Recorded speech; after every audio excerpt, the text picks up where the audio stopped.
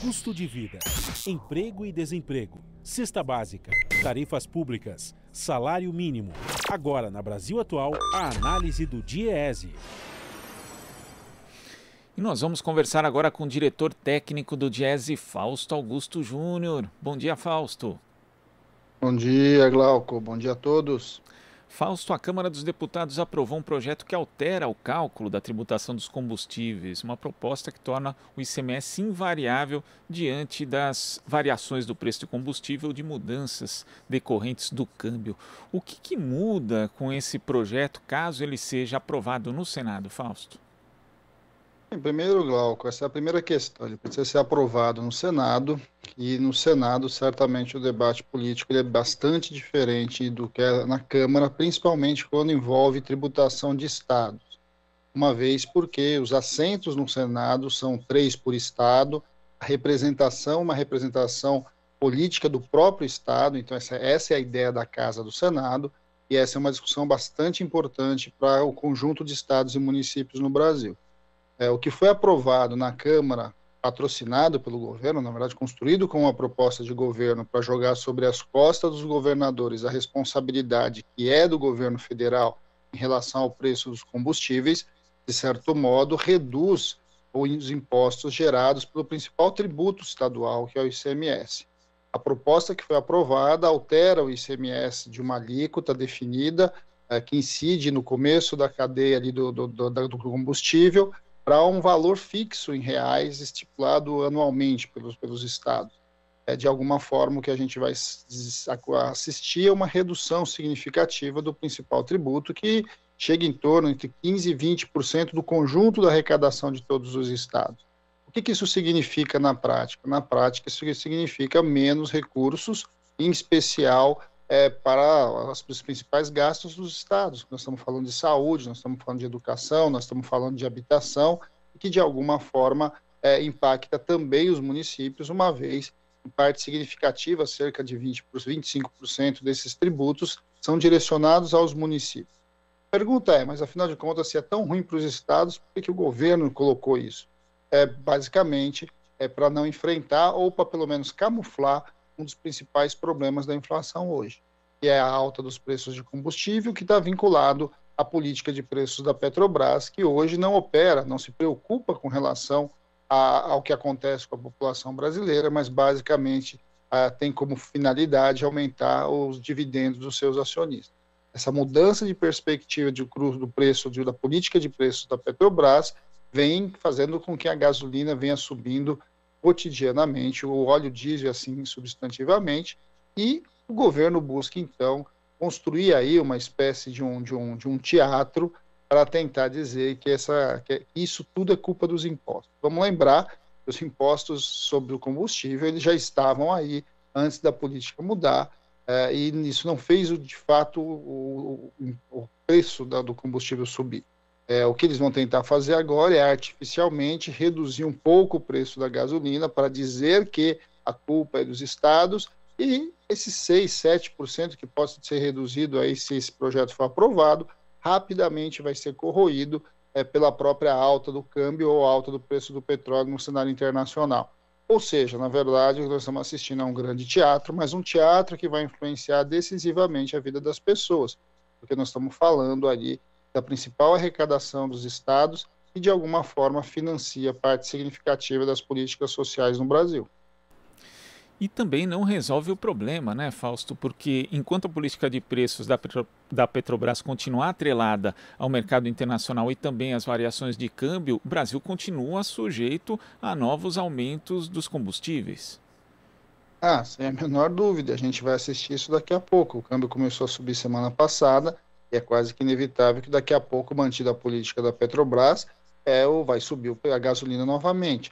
Vamos lembrar que a gasolina vem subindo muito acima da inflação e tem sido um dos principais responsáveis pela inflação no Brasil. E está contaminando, inclusive, outros setores, o que vai, de alguma forma, jogando essa inflação que a gente está assistindo para cima da casa dos 10%.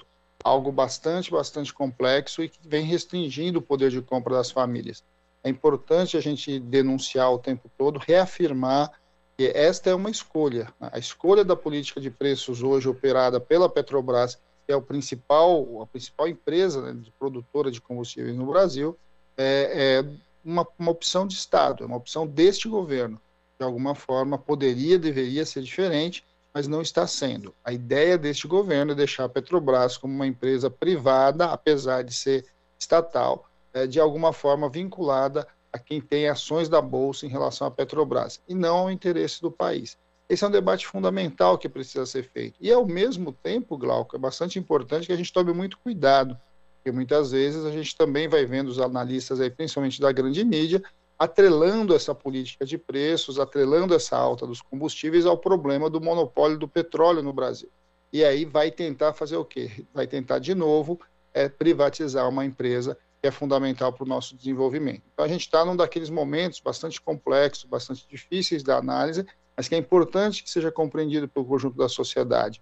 A Petrobras é fundamental para o Brasil, ela é fundamental para o seu desenvolvimento, ela é fundamental para a garantia de uma soberania energética, e, por outro lado, ela vem sendo utilizada pelo atual governo para, de certo modo, dividir lucros para um conjunto pequeno de acionistas dessa mesma empresa, que é estatal, que tem maioria de participação do Estado, mas que precisa se voltar para o interesse do Brasil e não para o interesse privado, como assim eles querem. E eles fazem isso, inclusive, Glauco, para ficar mais fácil o debate sobre a própria privatização da empresa. Então, nós temos que trabalhar com muito cuidado nessa discussão de um lado, mas, por outro, denunciar e deixar muito claro que o problema dos combustíveis no Brasil é uma escolha deste governo que coloca a principal empresa do país a serviço da iniciativa privada, dos interesses privados e não do poder público e do bem comum.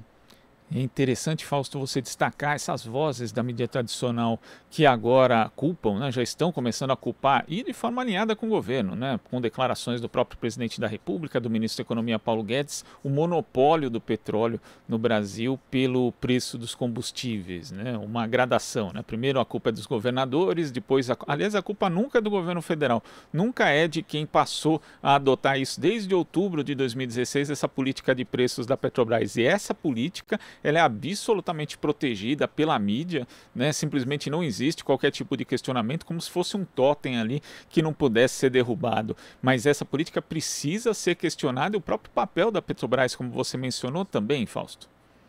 Não, sem a menor dúvida. A Petrobras é a nossa maior empresa no Brasil. Ela é importante do ponto de vista do desenvolvimento, da manutenção da nossa soberania energética. Nós estamos falando aí dos maiores poços de petróleo do planeta, assentado ali no pré-sal. Nós estamos falando de uma empresa que tem a capacidade de produzir combustíveis, mas não só produzir combustíveis, ela se amplia por outros setores. É uma empresa fundamental no desenvolvimento tecnológico no Brasil e é fundamental, inclusive, Glauco, em algumas áreas que pouca gente fala, né? Porque a própria discussão que a gente está assistindo de uma outra perna aí da alta da inflação tem a ver com alimentos, tem a ver com os insumos dos alimentos. E uma das partes de insumos de alimentos que a gente sabe é fertilizantes. A Petrobras tinha um papel bastante importante nisso, que também foi retirado. Quando a gente vai olhando para o conjunto de ações que essa empresa tem, ela é fundamental para o desenvolvimento do nosso país.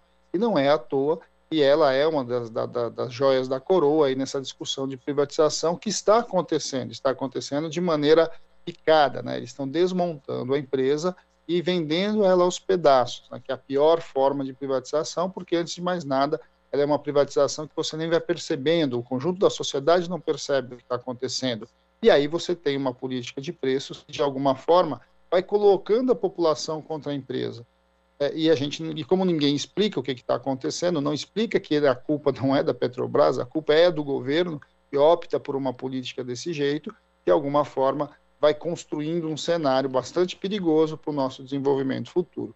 O embate e o debate sobre a privatização do petróleo, da Petrobras, e a quebra do monopólio do petróleo brasileiro é algo que está colocado como um dos grandes interesses globais.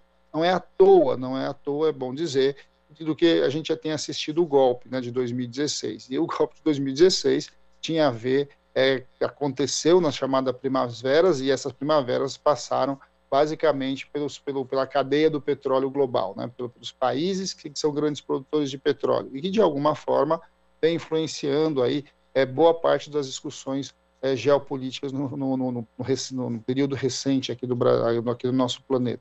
Acho que esse é um debate bastante importante, que a gente precisa se debruçar, e precisa denunciar. O preço dos combustíveis é, sem dúvida, um elemento fundamental do aumento da inflação e, consequentemente, da perda de poder aquisitivo das famílias, de um lado. Isso tem a ver com o preço do petróleo, isso tem a ver com a política de preço que a Petrobras vem escolhendo, mas esta é uma escolha deste governo, e não uma culpa de uma empresa que é fundamental para o nosso desenvolvimento. Fausto, muito obrigado pela sua participação aqui no Jornal Brasil Atual. Até a próxima e uma ótima semana. Até a próxima, Glauco, e uma ótima semana a todos. Conversamos aqui com o diretor técnico do Diese, Fausto Augusto Júnior. Você está ouvindo Jornal Brasil Atual. As notícias que os outros não dão.